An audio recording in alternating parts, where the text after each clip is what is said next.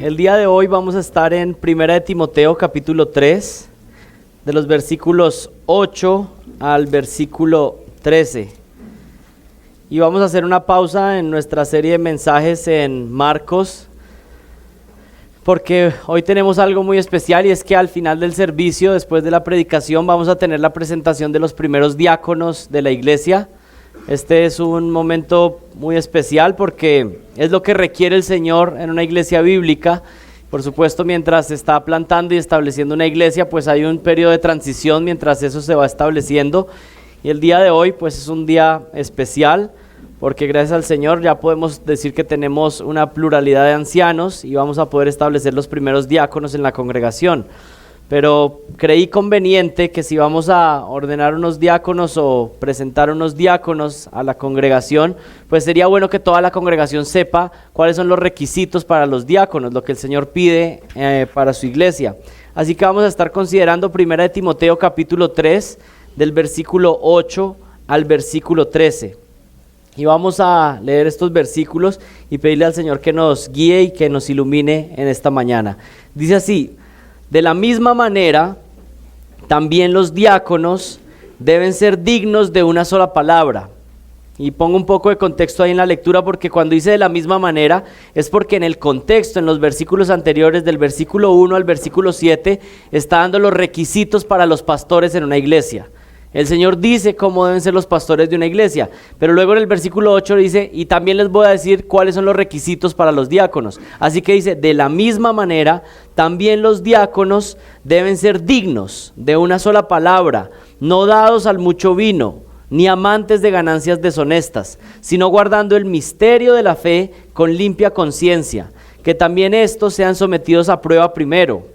También, conectándolo con la instrucción que se ha dado de los ancianos, que también estos, los diáconos, sean sometidos a prueba primero, y si son irreprensibles, que entonces sirvan como diáconos. De igual manera, las mujeres deben ser dignas, no calumniadoras, sino sobrias, fieles en todo, que los diáconos sean maridos de una sola mujer, y que gobiernen bien sus hijos y sus propias casas, pues los que han servido bien como diáconos obtienen para sí una posición honrosa y gran confianza en la fe que es en Cristo Jesús. Oremos. Padre, gracias porque tú nos das instrucciones de cómo dirigir la iglesia, Señor. Es tu iglesia y tú nos dices qué es lo que debemos hacer. Tantas personas allá afuera piensan que pueden hacer la iglesia como a cada cual les parezca, o diciendo que cada iglesia tiene sus énfasis, pero Padre, nosotros queremos hacer lo que tú quieres que se haga como iglesia.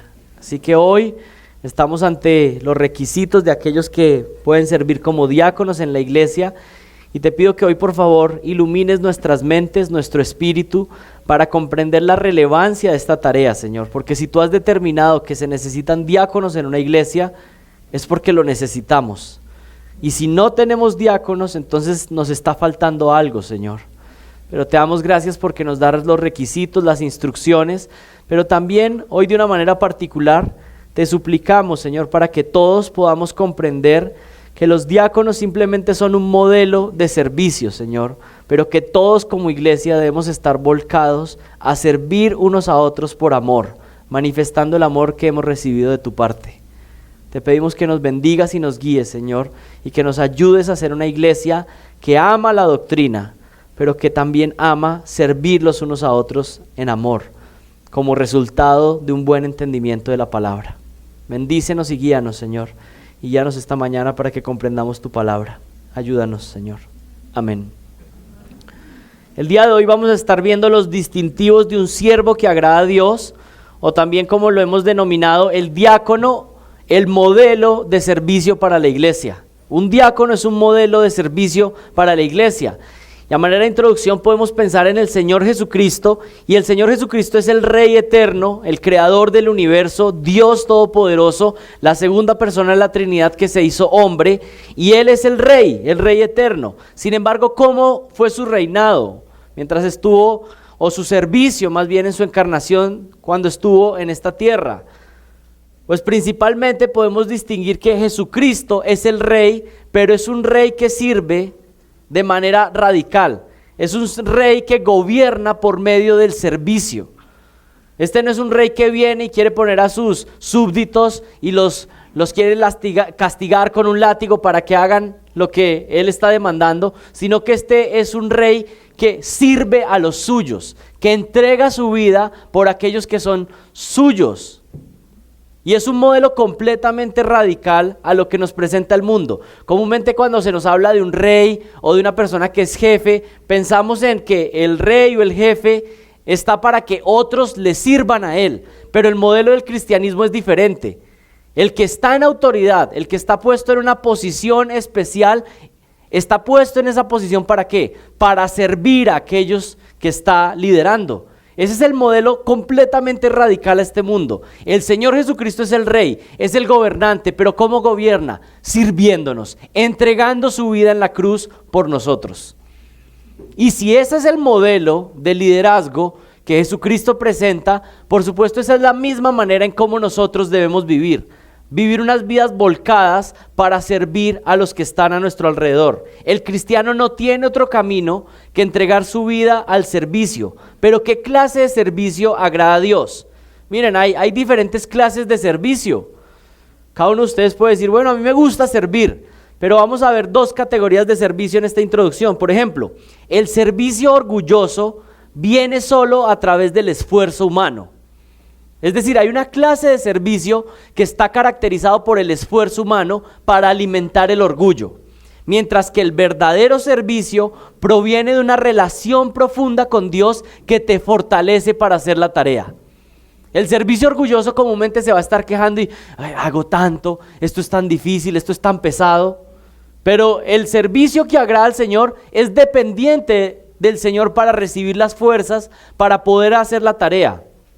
Por ejemplo, el servicio hipócrita está siempre deseando hacer los grandes proyectos, lo que se ve, lo que es visible. Sin embargo, el verdadero siervo le resulta casi imposible distinguir entre el servicio pequeño y el servicio grande. El servicio autosuficiente requiere recompensas externas, es decir, hago este servicio, pero sí voy a recibir una recompensa después. Si después me van a dar una palmadita en la espalda y me van a felicitar delante de todos por lo que hice. Ese es el servicio autosuficiente, pero el verdadero servicio descansa en que la recompensa viene de Dios. El servicio presumido está muy preocupado por los resultados externos, pero el verdadero servicio está enfocado en hacer las cosas con excelencia. El servicio vano elige a quién servir. Miren esto, el servicio vano decide a este en particular o a este grupo sí voy a servir, pero este otro, tal vez de este no puedo recibir nada a cambio, a este lo voy a despreciar. Y eso es detestable delante del Señor. El verdadero siervo lo hace sin acepción de personas en su ministerio. Sirve a todos por igual. El servicio de jactancia se ve afectado por los estados de ánimo y los caprichos, mientras que los verdaderos ministros de servicio son simples y fieles porque siempre existe una necesidad que tienen que suplir. Los que sirven para el ojo de los hombres tienen un servicio temporal, pero el verdadero siervo de Jesucristo sirve como estilo de vida. Y ustedes vieron que los versículos anteriores, ahí en 1 Timoteo, el versículo 1 en adelante, nos dio los requisitos de un pastor. Y podemos resumirlos para los que están tomando nota. ¿Cuáles son los requisitos de un pastor resumidos? Primero, necesita un carácter irreprensible. Tiene que tener un gobierno sólido de su hogar y necesita manifestar un testimonio maduro en la fe. Esos son los requisitos de un pastor resumidos. Por supuesto, ahí están detallados uno por uno. Pero ahora Pablo, que ya nos dijo cuáles son los requisitos del pastor, ahora les voy a decir cuáles son los requisitos del diácono.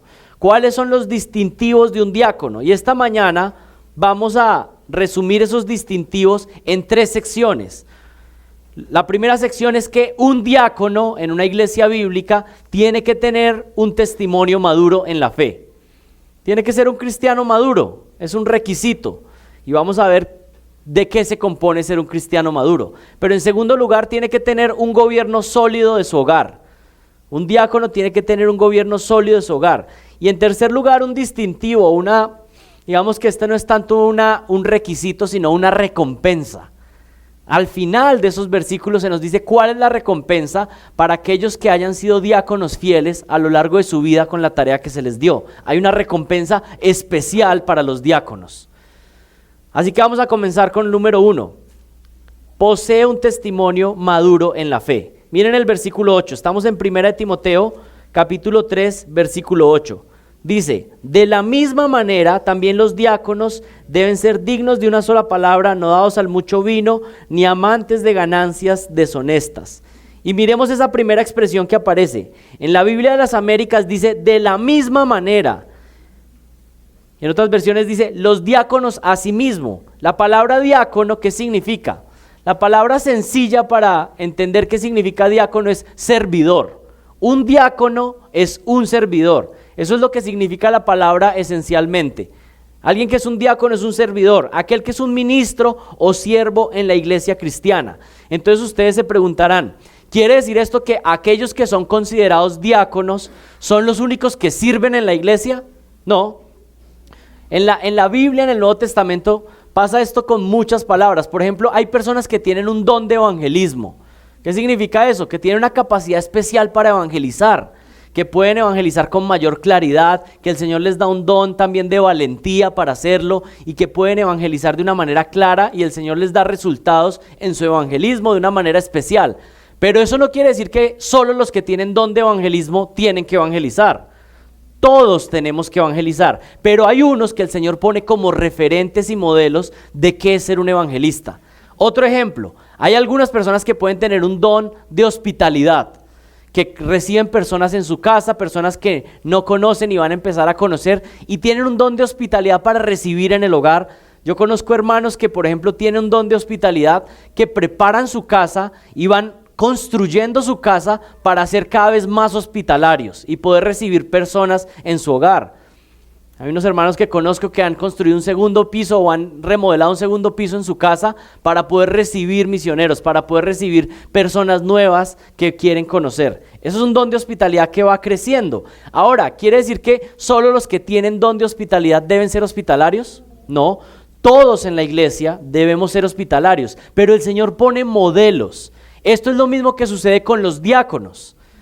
Todos en la iglesia estamos llamados a servir, pero el Señor designa a unos en particular para que sean los diáconos oficiales en la iglesia, tengan una tarea de servidores especial que se convierten en algo, una ayuda para la congregación, para los pastores, pero también en un modelo de servicio. Entonces, ¿qué son los diáconos? Un modelo de servicio para el resto de la congregación. Primera de Timoteo, capítulo 4, versículo 6, por ejemplo, miren lo que dice. Ahí está hablando Pablo a Timoteo y le dice en el 4:6, dice, al señalar estas cosas a los hermanos, serás un buen ministro. ¿Y saben qué palabra es esa? Un buen diácono.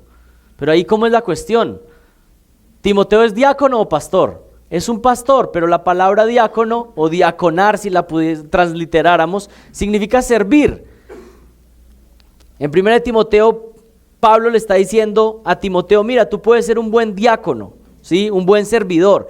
¿Esto por qué lo estoy diciendo? Porque la palabra diácono aparece algunas veces en el Nuevo Testamento y a veces se traduce como diácono cuando se está hablando de la posición oficial, pero a veces se utiliza la palabra servidor o servicio cuando no está hablando de la tarea particular de ser el diácono, sino simplemente alguien que sirve.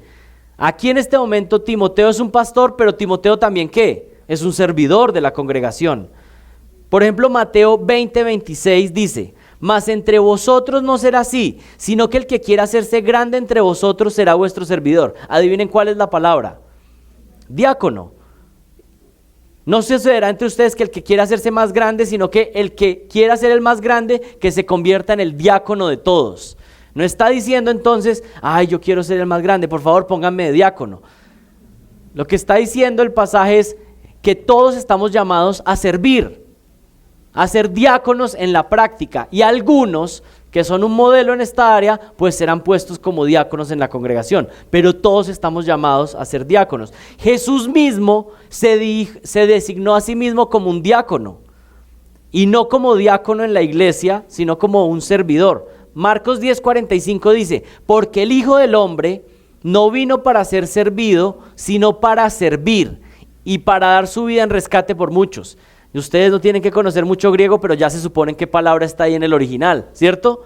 Porque el Hijo del Hombre no vino para ser diaconado, ¿sí?, sino para diaconar y para dar su vida en rescate por muchos. ¿Quiere decir esto que Jesucristo fue un diácono en la iglesia? No, pero servía, diaconaba, ¿sí? Primera de Corintios 3:5, es Pablo ahora. ¿Qué pues es Pablo y qué es Apolos? Diáconos por medio de los cuales habéis creído. En la mayoría de versiones no van a encontrar que dice diáconos, sino que dice ¿qué? Servidores, porque Pablo principalmente pues no tenía la posición de diácono en la iglesia, sino que era un pastor, un apóstol. ¿Qué es pues Pablo y qué son Apolos? Pues somos servidores por medio de los cuales habéis creído, y eso según lo que a cada uno concedió el Señor. Entonces estos versículos están enseñando que Jesús, que Pablo y Timoteo tuvieron la posición oficial de diáconos en la iglesia. Muy bien, ahora sí había que contestar. Eran siervos como todos, estaban sirviendo, ¿sí? Sin embargo, en el Nuevo Testamento, cuando se va organizando la iglesia, se va estableciendo que hay una posición dentro de la iglesia que se llama los diáconos, que son este modelo de servicio. En Primera de Timoteo, Pablo nos está dando el término ya no de manera genérica, sino que nos está diciendo hay una posición dentro de la iglesia que son los diáconos. ¿Y cuáles son las tres posiciones generales que hay en una iglesia bíblica, una iglesia cristiana, una iglesia? Bueno, son tres. En una categoría están pastores, obispos y ancianos. Eso es el mismo término. Un pastor es un obispo es un anciano. Eso ya lo hemos visto varias veces. Entonces están los pastores, luego están los diáconos y están la congregación, las ovejas. ¿Dónde podemos ver eso? Miren Filipenses capítulo 1. Acompáñenme ahí con sus Biblias. ¿Cuáles son los tres grupos? Los santos, las ovejas de la iglesia, los obispos y los diáconos. Tres grupos dentro de la iglesia cristiana. Miren lo que dice Pablo saludando ahí a los de Filipos. Pablo y Timoteo, siervos de Jesucristo, a todos los que santos en Cristo Jesús. ¿Quiénes son esos? Las ovejas, la iglesia, la congregación, los miembros de la iglesia. Pablo está mandando una carta y saluda a los santos de la iglesia. ¿Que están en dónde? En Filipos. ¿Con quién? Con los obispos y con los diáconos. Gracia y paz a vosotros de nuestro Padre y del Señor Jesucristo. ¿Por qué es importante este versículo? Porque Pablo está haciendo la distinción y diciendo dentro de cada congregación, a esta congregación que ya está establecida, tiene que tener obispos, los santos que son la congregación y los diáconos. Entonces todos estamos ubicados ahí. ¿Por qué es importante esto? Porque hoy en día, con el afán de personas quererse poner en posición, ya se están inventando de todo, ¿no? Los apóstoles ya pasaron, ellos pusieron la base y escribieron el Nuevo Testamento. Entonces hoy en día algunos no, es que yo no soy pastor, yo no soy obispo, yo quiero ser apóstol. Bueno, ya pasó, porque para ser obispo, para ser apóstol necesitabas ver a Jesucristo resucitado. Así que ninguno cumple ese requisito, no hay apóstoles hoy, ¿sí? Pero a algunos ya no les basta apóstoles, están hoy en día, no, yo soy patriarca, ¿sí? Porque ya apóstoles es muy poquito. Y miren, esto suena chistoso, pero realmente está pasando. Personas que su orgullo no les basta y entonces necesitan algo más. No, yo tengo que ponerme por encima de los otros pastores. Entonces me voy a poner otra categoría por encima. Tanto está llegando la necedad que hay algunos que se están queriendo llamar ángeles o querubines, ¿sí? Este ya no es el pastor, ya no es el apóstol, ya no es el patriarca, sino que es el querubín no sé qué, ¿sí? Bueno, ni creyentes son, porque con toda esa necedad muestran dónde está su fe. ¿Cuáles son las posiciones en la iglesia? Los santos, los diáconos y los pastores. Ahora, con esto tenemos que ser muy claros. Esto no es una idea de una jerarquía empresarial, ¿sí? No estamos aquí poniendo como el cuadrito, donde están unos aquí, los menos importantes, los más importantes. Estamos diciendo que esta es la estructura que Dios pide para una iglesia, pero donde aquellos que están en cierta posición tienen que ser un ejemplo de servicio y humildad para el resto de la congregación. Esto no es una corporación, Esto no es una empresa donde algunos son puestos arriba para subyugar a los de abajo. Aquí no hay nadie abajo, aquí todos estamos abajo y el único arriba es Jesucristo. Ese es el punto. Aquí el único que gobierna es Él. De resto todos somos siervos, esclavos de los demás, para servirnos unos a otros. A unos el Señor les dice, usted va a servir predicando. A otros usted va a estar organizando las sillas. Otros van a estar organizando los boletines. Usted va a estar haciendo llamadas de consejería. Ustedes van a estar organizando el video. Todos estamos sirviendo aquí a Jesucristo. Todos somos siervos. El único jefe aquí es Él. Él es el dueño de esta iglesia. Y todos le servimos a Él. Y todos le rendimos cuentas a Él. Y este es el manual de instrucciones de la iglesia. Y esta es la única autoridad. Cuando alguno, un diácono, un pastor, se sale de la autoridad de la Biblia, pierde cualquier autoridad.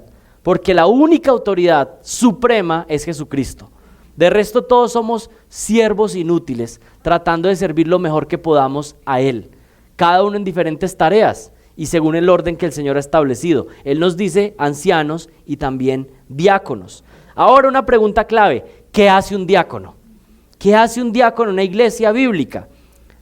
Esto es importante. La tarea de un diácono es servir a la congregación y a los pastores de la iglesia de tal manera que los pastores puedan dedicarse a su labor principal, que es cuidar el rebaño, orar y predicar la palabra. Entonces, ¿cuál es la tarea principal de los diáconos? Servir en múltiples tareas para que los pastores puedan dedicarse a la tarea principal. Porque eso va a ser lo más provechoso para la iglesia, que los pastores puedan dedicarse a la predicación de la palabra. Ustedes lo han experimentado, lo que es ser expuesto a la palabra de Dios, y eso requiere tiempo, requiere oración, el cuidado en la consejería. Así que los diáconos empiezan a tomar tareas para quitar esa tarea de los pastores y que los pastores puedan dedicarse a lo principal, que es la predicación de la palabra y el cuidado del rebaño, ¿sí? Este ministerio del diácono es un servicio especial dentro de la iglesia que está enfocado en apoyar diferentes áreas de servicio según sea la necesidad. ¿Por qué es importante esto? Porque el Nuevo Testamento no nos dice exactamente el diácono debe hacer esto, sino que está diciendo según la necesidad de cada congregación, por las particularidades que tenga cada iglesia, pues tendrá unos diáconos que cubrirán esas áreas para liberar de esa tarea a los pastores. Esa es la tarea. El diácono del Nuevo Testamento parece tener una función especial y algunas veces hay algunas conexiones en el Nuevo Testamento con el cuidado de los menos favorecidos de la congregación, por ejemplo las viudas, los pobres, los ancianos, pero debido a que el Nuevo Testamento no da instrucciones específicas, no podemos limitar la tarea del diácono a eso, sino a cualquier tarea que se necesita en la iglesia que va a ayudar a liberar a los pastores de estar cubriendo eso.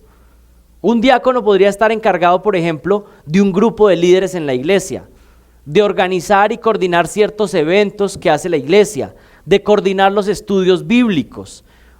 Un diácono podría estar, por ejemplo, dirigiendo un grupo de ujieres para dirigir la reunión del domingo, para que todo esté en orden, para que el culto se pueda hacer de la manera adecuada, el servicio funcione de manera adecuada. Un diácono, por ejemplo, podría recibir la tarea de organizar las finanzas en una iglesia, para estar atento a eso y no estar y poder liberar a los ancianos de esas tareas. Múltiples tareas puede cumplir un diácono en la iglesia, pero es un modelo de servicio para el resto de la congregación. Ahora, otra pregunta, ¿de dónde surge esta idea de tener diáconos? ¿De dónde surge esta idea de tener diáconos en la congregación? Y podemos ir al Antiguo Testamento. Vayan a Éxodo.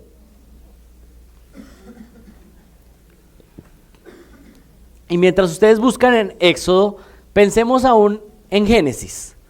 ¿Qué hace el Señor cuando crea al hombre? Le pone una tarea a Adán. ¿Y qué hace después? Se da cuenta que no puede hacer bien esa tarea solo, sino que él sabía y había diseñado el plan y le hace ver al hombre que necesita una ayuda idónea. Y entonces le da a la mujer para que pueda desarrollar su tarea. Y yo creo que desde ahí, yo creo que es una conexión muy alejada, pero desde ahí viene la idea de que solos no podemos hacer bien las tareas. Siempre necesitamos ayuda. Y yo creo que esa es una de las primeras bases de por qué en una iglesia necesita pluralidad de ancianos y diáconos. ¿Por qué? Porque necesitamos ayuda para hacer la tarea. Miren, La ruta de descalificación de un pastor es no tener ayuda en la iglesia. Es la ruta de descalificación. Porque va a empezar a intentar hacer todo y finalmente va a descuidar algo. Imagínense un hombre que intenta hacer todo en la iglesia. Lo primero que va a empezar a descuidar es su familia y se va a descalificar del ministerio. Así que el modelo que Dios ha establecido desde el inicio es: mira, solo no puedes, tú necesitas ayuda. Y al hombre le da una mujer para que pueda ayudarle en su tarea. Esposas, si ustedes no sabían, la tarea que tienen como esposas es ayudar para que sus esposos cumplan con la tarea que Dios les ha puesto a ellos. Y de pronto esto va a ser algo que ilumina a algunas, como que no sabían por qué estaban en esa casa. Esa fue la tarea que el Señor dio, poner una ayuda idónea. Por ejemplo, una mujer que ama al Señor y quiere cumplir con su propósito, va a estar orando y va a estar diciéndole al esposo: mira, ¿qué es lo que el Señor te está llamando a hacer? ¿Qué es lo que tú tienes que hacer? Y yo voy a hacer ayuda para que puedas cumplir ese propósito. Por supuesto, esto demanda ¿qué? Hombres que están queriendo cumplir la voluntad de Dios y que saben qué es lo que el Señor les está llamando a hacer. Pero esa es la raíz. Necesitamos ayuda para poder cumplir la voluntad de Dios. Y no solamente se necesita una pluralidad de ancianos para cumplir la tarea, sino que el Señor dice: también necesitas diáconos para cumplir con la tarea, ¿sí? Miren lo que dice Éxodo 18.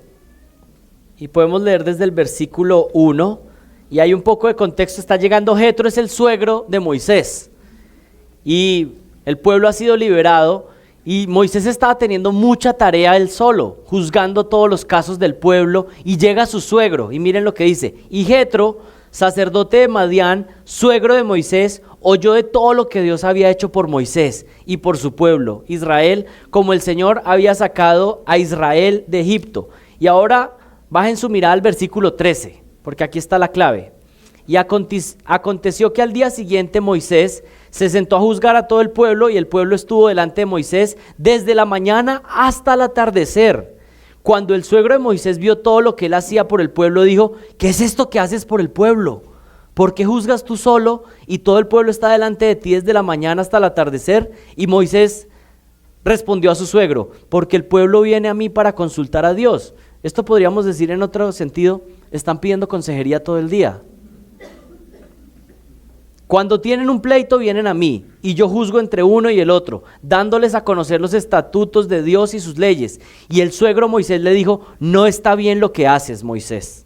Con seguridad desfallecerás tú y también este pueblo que está contigo, porque el trabajo es demasiado pesado para ti y no puedes hacerlo tú solo. Ahora escúchame, yo te aconsejaré y Dios estará contigo. Sé tú el representante del pueblo delante de Dios y somete los asuntos a Dios y enséñale los estatutos y las leyes, es decir, encárgate de enseñarles la ley al pueblo y hazles saber el camino que deben andar y la obra que han de realizar. Pero además de eso, escogerás de entre todo el pueblo hombres capaces, temerosos de Dios, hombres veraces, que aborrezcan las ganancias deshonestas, y los pondrás sobre el pueblo, como jefes de 1000, de 100, de 50 y de 10, y que juzguen ellos al pueblo en todo tiempo, y que te traigan a ti todo pleito grave, pero que ellos juzguen todo pleito sencillo. Así será más fácil para ti, y ellos llevarán la carga contigo. Si haces esto, y Dios te lo manda,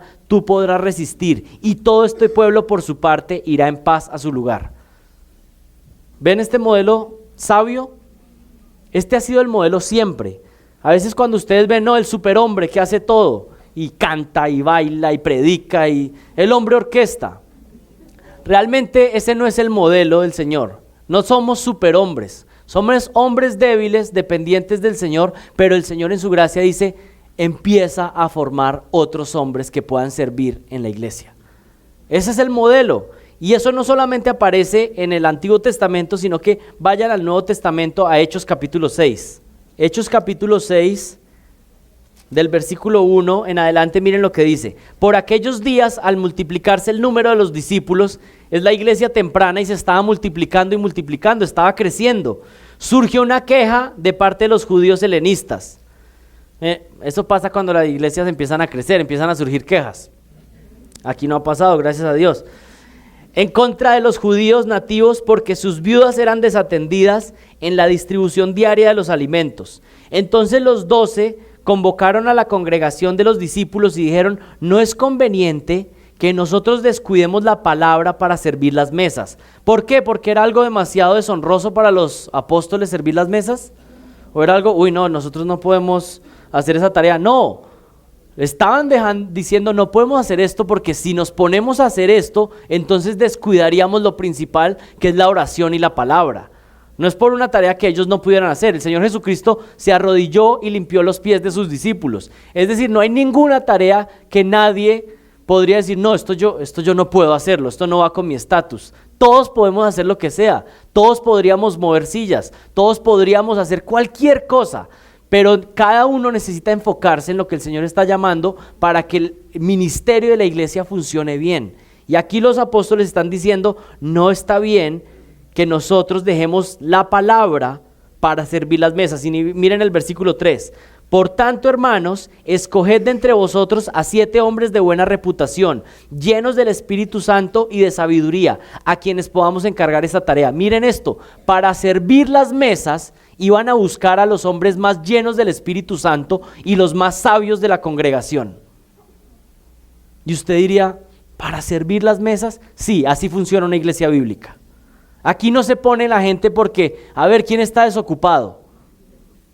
Necesitamos conocer el testimonio de las personas, saber si están bien en el Señor para poder servir en diferentes áreas, y eso va a tomar un tiempo. Necesitamos conocerle. Por eso una respuesta que usted va a recibir muy a menudo si recién está llegando dice: yo quiero servir. Bueno, lo que vamos a hacer primero es: siéntate, aprende, está por unos meses, primero está aprendiendo, ven con una actitud enseñable, y luego de que conozcamos, pues vamos a poder ver cuál es el área que el Señor te está poniendo. Ese es el modelo. Y nosotros nos entregaremos a la oración y el ministerio de la palabra. Lo propuesto tuvo la aprobación de la congregación y escogieron a Esteban, un hombre lleno de fe y del Espíritu Santo, a Felipe, a Prócoro, a Nicanor, a Timón, a Parmeas, a Nicolás, un prosélito de Antioquía, a los cuales presentaron ante los apóstoles, y después de orar, ¿qué hicieron? Impusieron las manos sobre ellos. ¿Han escuchado ese pasaje que dice: no impongáis las manos con ligereza? No está hablando de sacar demonios ni nada de eso. Está diciendo: no pongan en el ministerio a alguien con ligereza. Es decir, no pongan a alguien simplemente porque tiene ganas de servir. ¿Por qué? Porque ustedes compartirán los pecados con esa persona. No impongan las manos con ligereza. De eso se trata. Se impone las manos sobre una persona que va a servir en un cargo oficial en la iglesia. Así que no se impone con ligereza las manos, sino que esto tiene que tomar un tiempo para evaluar los requisitos que Dios pide. Y la palabra de Dios, ¿qué? Crecía, y el número de los discípulos se multiplicaba en gran manera en Jerusalén, y muchos de los sacerdotes obedecían la fe. Eso es lo que viene como resultado de una iglesia que está cumpliendo con los requisitos que Dios pide. Personas que no sirven solamente porque tienen una capacidad de pronto administrativa o tienen elocuencia en sus palabras, sino que principalmente sirven en una iglesia personas que tienen un testimonio santo y puro delante de Dios. ¿Son perfectos? No, ninguno es perfecto, pero se caracterizan porque son maduros en la fe. Eso es lo que caracteriza a los servidores en una iglesia. Pero entonces, ¿cómo escoger los diáconos de una iglesia? Ahora sí vamos a ir a 1 Timoteo 3, 8. El resto de tiempo que nos queda, vamos a ver los requisitos para los diáconos. 1 Timoteo capítulo 3.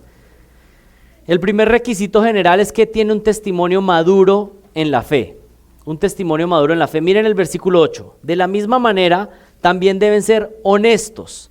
Otra palabra, como se traduce esa palabra, es dignos. Deben ser honestos o dignos. La palabra en el original tiene la connotación de alguien que es respetable ante la congregación. Es decir, un diácono tiene que tener respetabilidad en la congregación. Es una persona que tiene la capacidad de diferenciar entre los asuntos triviales y las cuestiones serias. Este es un hombre o una mujer que es serio. Miren ese requisito tan importante. Y yo creo que esto es algo que hay que fortalecer más y más en las iglesias y aún en el ministerio pastoral. Alguien que está en el liderazgo de una iglesia tiene que ser un hombre serio. Eso no quiere decir que no puede decir un chiste, que no puede ser amigable con las personas, pero es una persona que sabe distinguir. No sé si han visto esas clases de personas que siempre todo es un chiste. No, este es un hombre que es capaz de distinguir, hay algo que es serio, esto es el ministerio y esto tiene una relevancia, esto tiene un peso. Y esa persona tiene que ser una persona honorable en la congregación. Es visto como alguien respetable y serio. Hay un respeto y honor, ya que la posición de diácono jugará un papel fundamental en la ayuda para los pastores. Esta persona debe ser de entera confianza, un hombre que se caracteriza por ser honesto y honorable. Esto no es algo que se busca en unos meses o una persona que trata de ser serio por unos meses, sino que este tiene que ser un patrón de vida que va por años y es conocido por años que es serio. No es que usted ahorita, pues mire, yo soy siempre el del chiste, entonces ahora me voy a hacer serio por unos meses. No, esto tiene que ser una característica interna. Un hombre que tiene un peso, un valor, que es serio en la congregación, por la manera en cómo vive, por la manera en cómo trata a su familia, por la manera en que se relaciona con los otros. Es un hombre que tiene un respeto en la congregación, de una manera correcta. El diácono estará disponible para aconsejar a las personas en algunas ocasiones. Va a tener que visitar a los enfermos de la congregación, va a dar ánimo a las viudas y por todas estas razones debe ser un hombre de carácter honorable, pero al mismo tiempo tiene que amar por medio de un servicio dedicado. ¿Cómo podemos resumir esta primera característica que aparece ahí? Dignos o serios. Podemos resumirla de la siguiente manera: es un hombre que es un hombre serio y respetable ante la congregación. Esa es la primera característica. En segundo lugar, miren lo que dice: de la misma manera también los diáconos deben ser dignos, pero la siguiente característica es de una sola palabra. Creo que en Reina Valera dice sin doblez, ¿cierto? Esta palabra solo aparece aquí en el Nuevo Testamento y literalmente se podría traducir no es de doble lengua. No es de doble lengua, y está haciendo énfasis en las palabras del diácono. Aquí está diciendo que alguien que desea ser un diácono, entonces no puede ser de doble lengua, tiene que cuidar sus palabras. El diácono va a tener información valiosa de muchos miembros de la congregación, y esto igual aplica para el pastor, pero el diácono entonces jamás utilizará la información que tiene para fomentar el chisme o la murmuración en una iglesia. Y recuerden lo que estamos diciendo, este es el modelo de servidor, pero esto aplica para todos. No es que usted dice, como yo no soy diácono, entonces yo sí puedo utilizar mal mis palabras o ser de doble lengua. No, ese es el modelo de un cristiano maduro, pero todos necesitamos vivir de esta manera. ¿Cómo lo explica un comentarista? Dice, ser de doble lengua es ser no sincero, no confiable, es entretenerse en chismes dañinos, es difundir diferentes versiones de la misma historia, es decir una cosa a una persona, pero luego algo completamente diferente con otras personas. Eso es ser de doble lengua.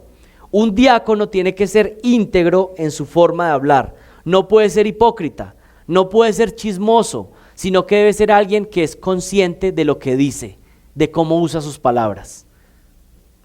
En resumen, el diácono tiene que ser caracterizado por el control de su lengua. Pero sigamos con el versículo 8, ¿qué más dice? ¿Cómo se manifiesta este testimonio maduro? Miren lo que es ser un cristiano maduro, esto es ser un cristiano maduro. Miren lo que continúa diciendo, no puede ser dado al mucho vino, no puede ser dado al mucho vino. Y esta es una característica compartida también con los ancianos. Los líderes en una congregación, sus servidores más fieles, deben ser un referente en lo que significa tener una vida sobria. ¿Qué significa no ser dado a mucho vino? Pues ni los pastores ni los diáconos pueden ser personas que están consumidas de bebidas alcohólicas, que consumen bebidas alcohólicas, que toma control de su mente. Y esto no solamente aplica a bebidas alcohólicas, puede suceder con cualquier sustancia con la que la persona pierda la lucidez de su mente, la claridad. Un pastor, un diácono tienen que estar siempre de mente lista, de mente limpia, en cualquier momento. Y por supuesto, entonces esto es el resumen, claro, en colombiano. El pastor y el diácono no pueden ser unos borrachos, ¿sí? Y ahora algunos dirán, pues yo no soy diácono, soy pastor. Pues ya saben el punto, ninguno que dice ser cristiano puede ser un borracho. Es algo que va en contra de lo que el Señor pide. Y si esa es un área en la que alguno está fallando, pues sepa que no es aceptable delante de Dios. Un creyente no puede embriagarse. No puede embriagarse. Y miren que aquí lo que está diciendo, el versículo es claro, no puede ser dado a mucho vino, lo que quiere decir que no está hablando de una abstinencia absoluta, pero está mencionando que no puede ser una persona esclavizada al vino o cualquier sustancia que le haga perder la claridad de su mente. No puedo entrar a explicar lo que pensamos y entendemos acerca del consumo de bebidas alcohólicas de la Biblia, pero no está prohibiendo absolutamente. Si alguien se toma una copa de vino o algo así, pero por ejemplo, alguien podría tomarse una copa de vino y embriagarse con la copa de vino, así que eso podría ser suficiente, pero no puedo entrar ahorita en esa explicación, un día lo hacemos, ¿sí? Pero el punto es claro, no puede emborracharse ni usar ninguna sustancia, y esto ahora también, pastillas antidepresivas, la una cosa, la otra, cuidado, no podemos estar controlados por ninguna sustancia, ninguna. El diácono es un referente de lo que es un cristiano maduro, por lo tanto no puede ser entregado a las bebidas alcohólicas. Es serio, es sin doblez en su hablar, no es manejado por el licor. Y ahora miren lo que continúa diciendo el versículo: no codicioso o amante de ganancias deshonestas. Los diáconos de la iglesia primitiva tenían un lugar prominente en el tema del cuidado del dinero en la iglesia. Comúnmente eran los encargados de ayudar a los más necesitados, la atención de los pobres y cuidar a los huérfanos, el abastecimiento para los necesitados y administrar el dinero de la congregación. Por supuesto, entonces, si un diácono va a estar encargado de administrar los dineros de la iglesia, no puede ser alguien codicioso, no puede ser alguien amante de ganancias deshonestas. ¿Por qué?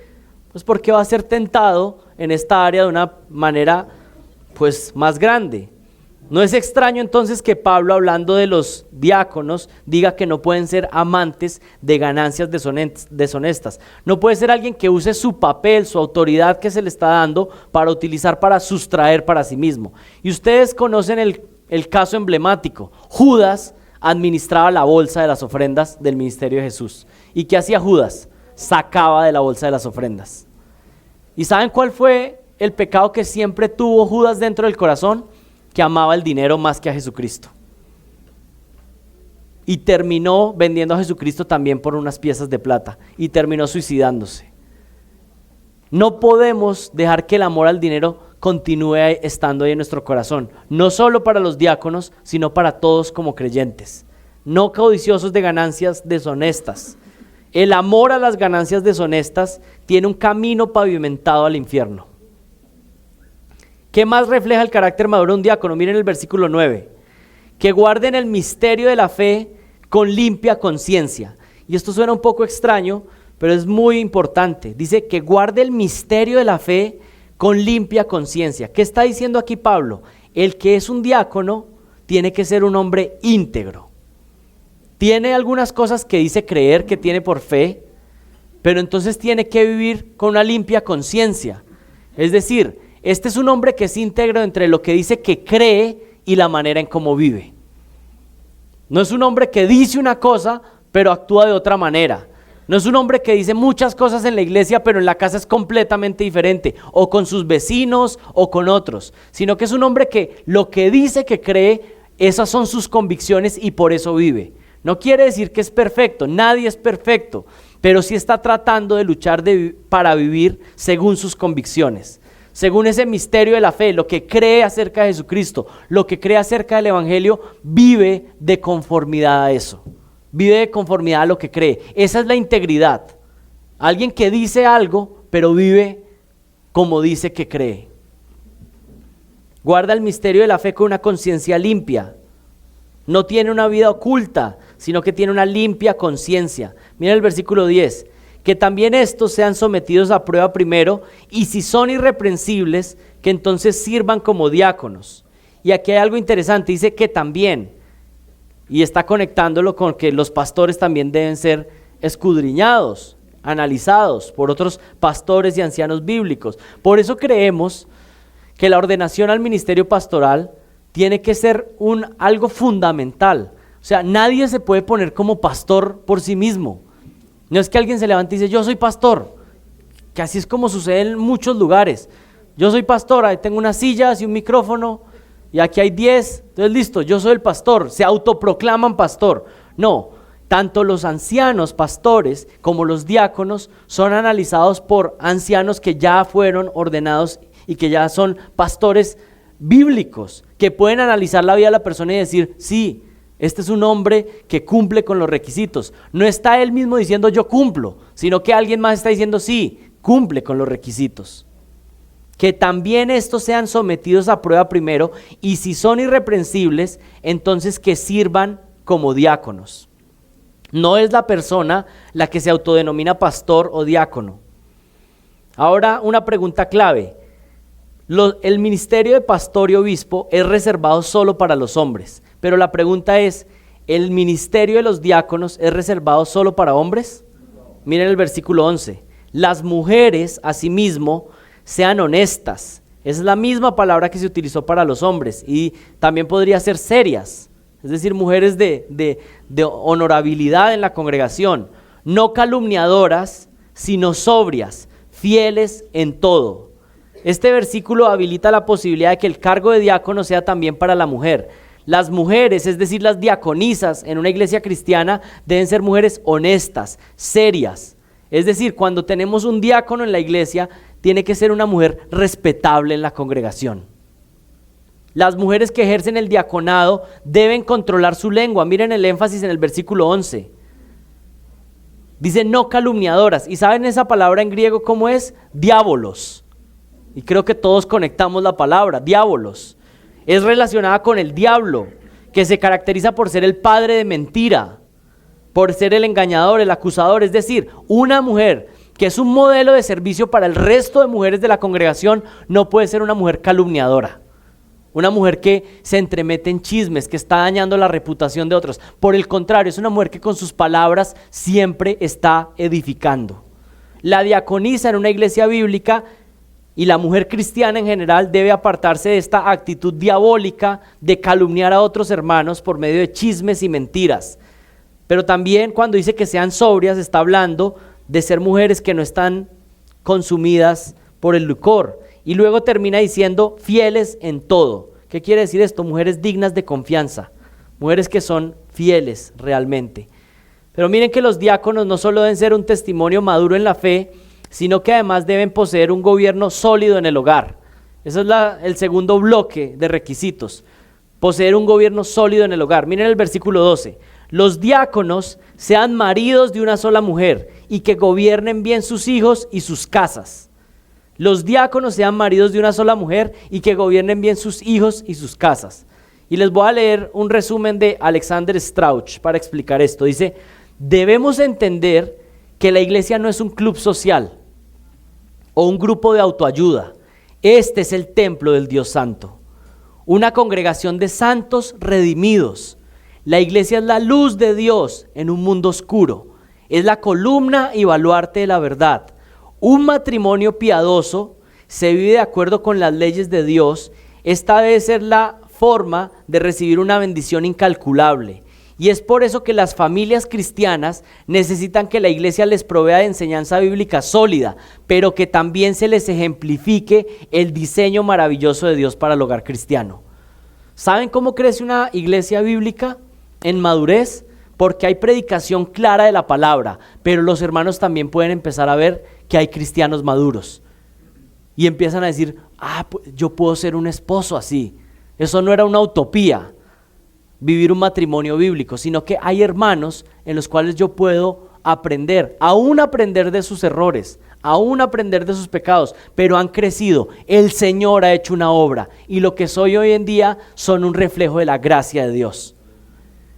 Y otros que van llegando más nuevos, que están comenzando en la fe, pueden tener referentes, porque hay muchas personas que no crecen en muchas iglesias, porque no tienen referentes de creyentes fieles y maduros. Y así, pues no crecen. Y entonces piensan que el que lleva 30 años en la iglesia y es el más inmaduro de todos, dicen, pues eso debe ser un creyente maduro. Pero el Señor ha dicho que predicación fiel y al mismo tiempo ejemplos de creyentes fieles y maduros. Es necesario que tanto pastores como diáconos muestren con sus vidas el diseño de Dios para el hogar. Y aquí hay una cita tremenda de Martin Lloyd-Jones. Dice así: lo asombroso del evangelio es que cuando la iglesia es absolutamente diferente al mundo, invariablemente lo atrae. Aunque el mundo lo odia al principio, así es como viene el avivamiento. No debemos buscar parecernos a los demás, sino más bien tenemos que intentar ser lo más diferentes de todos los que no son cristianos. Nuestra ambición debe ser seguir el ejemplo de Cristo, y entre más te parezcas a Cristo, menos te pareces al mundo. Debemos parecernos más a Cristo y no tanto a los no cristianos.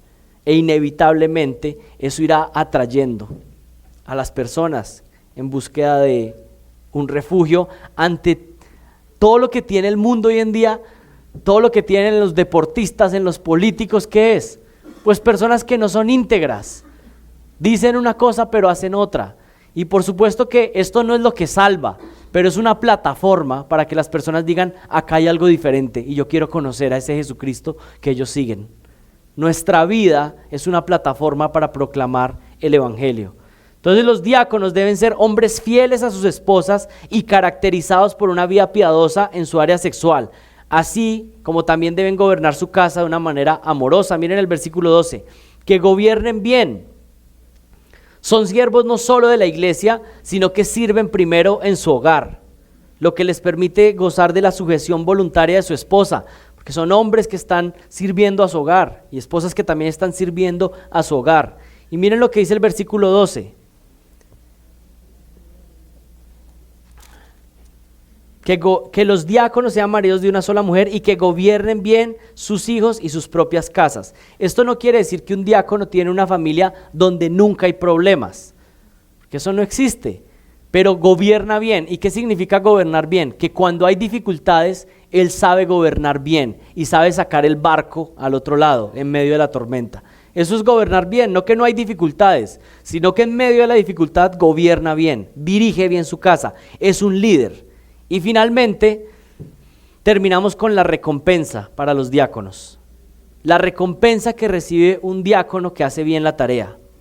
Versículo 13, porque los que ejerzan bien el diaconado ganan para sí un grado honroso y mucha confianza en la fe que es en Cristo Jesús. Miren qué hermoso esto. Aquí lo que está diciendo es que ser diácono no es un cargo de reconocimiento en la iglesia principalmente. O sea, esto no es para poner una premio, una medallita a alguien, ¿sí? Esto es un cargo que tiene una responsabilidad seria delante de Dios. ¿Y saben qué me llama la atención de este pasaje? El versículo 13 dice que primero son sometidos a prueba, pero ¿saben quién va a dar el veredicto final? Dios. Lo que dice el versículo 13 es: los que hayan servido bien como diáconos. Es decir, si son irreprensibles, pónganlos como diáconos. Pero al final el Señor es el que va a evaluar y va a decir si este fue un buen diácono o no. Los que terminen bien su carrera como servidores ejemplares en la iglesia obtienen para sí una posición honrosa y gran confianza en la fe que es en Cristo Jesús. Aquí lo que está diciendo es que estas serán personas que la iglesia le tendrá en gran honor y gran amor, porque ¿qué puede uno expresar a personas que están entregando sus vidas para servirnos? Porque eso es lo que es un diácono. Un diácono está diciendo: ¿saben qué? Voy a entregar mi vida para servir a esta congregación. ¿Y qué puede uno retribuir a unas personas que están diciendo: mi vida está para servirlos? Pues un amor, honor, respeto. Y el Señor está diciendo: miren, los que sirven como diáconos, las personas que se dedican a servir en la iglesia de todo corazón, lo que ganan es un grado honroso y al final recibirán una recompensa de parte de Dios especial. Y yo creo que esto tiene que inflamar, y esa ha sido mi oración esta semana: Señor, levanta en nosotros una congregación de servidores, y que si aquí hay 300 miembros, entonces sean 300 servidores, para servirnos, para amarnos los unos a los otros, y que el Señor, por la manera en que nos amamos, nos permita llegar a más almas que conozcan a Jesucristo y que puedan amarle y que entiendan que nos amamos así. ¿Por qué? porque eso es lo que hemos recibido de Él. ¿Porque lo merecíamos? No. Así que no vamos a servir a otros porque lo merecen, porque los conocemos, porque hicieron algo para que nos pudieran agradar o porque podemos obtener una recompensa de ellos, sino que vamos a servirnos unos a otros porque eso es lo que Jesucristo hizo por nosotros. Porque ni aún el Hijo del Hombre vino para ser servido, sino que vino para servir y entregar su vida en rescate por muchos. Ese es el modelo de Jesucristo, una vida de servicio hasta el final, aún dando la vida por aquellos que amaba. Y ese es nuestro llamado, ser una iglesia que ama y sirve los unos a los otros, como Cristo nos ha enseñado. Oremos.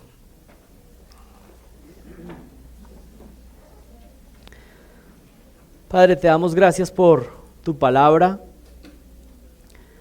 por lo que tú estás haciendo en medio nuestro, Señor. Gracias infinitas porque nos estás exhortando, Señor, a que el que quiera ser el primero, entonces que se convierta en el servidor de todos. Me impresiona, Padre, porque justamente es la siguiente sección que sigue en Marcos, y cómo tú estás guiando todo, aún las enseñanzas de nuestra iglesia, domingo tras domingo. Ayúdanos, Señor, a glorificarte por medio de un servicio humilde, Señor. Y si algún día tenemos alguna delegación en la iglesia, Padre, que sea para servirte a ti. Todos reconocemos que nosotros no merecemos. Padre, yo no merezco ser pastor de esta iglesia por la manera en que he vivido delante de ti, Señor. Los que van a ser nombrados diáconos no merecen estar en esa posición, Señor. Si hay ujieres en la iglesia, no merecen ser ujieres. Padre, yo ni siquiera merezco mover una silla para tu reino. Por la manera en que he vivido, por la manera en que hemos vivido, Señor, nosotros no merecemos ni siquiera servir un tinto, Señor. Padre, nosotros merecemos el infierno por la manera en que hemos vivido. Pero tú en tu gracia nos has perdonado, nos has limpiado de nuestro pecado y ahora nos permites servir, Señor. Pero no se nos olvida que no lo merecemos. Y ese reconocimiento de que no lo merecemos, te suplico que sea lo que se mantenga por las décadas en esta iglesia, Señor.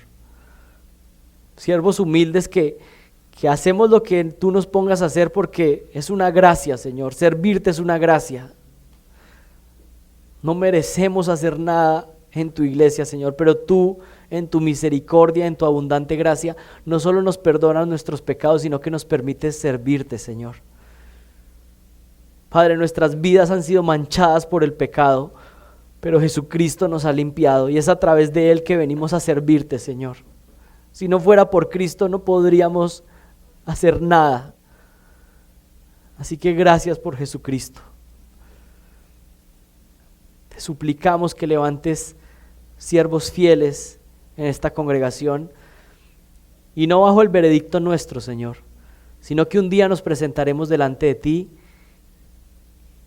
Y Padre, es mi máxima petición, Señor, que me ayudes y ayudes a mis hermanos para que un día podamos escuchar esas hermosas palabras. Buen siervo fiel, en lo poco has sido fiel, sobre lo mucho te pondré, entra en el gozo de tu Señor. Padre, esas serían las palabras más hermosas para escuchar un día de tu boca, y palabras completamente inmerecidas, Señor. Ayúdanos, Señor, y que este testimonio como iglesia repercuta en más almas que vienen a Jesucristo en arrepentimiento y salvación. Ayúdanos, Señor. Ayúdanos, Padre Santo. Amén.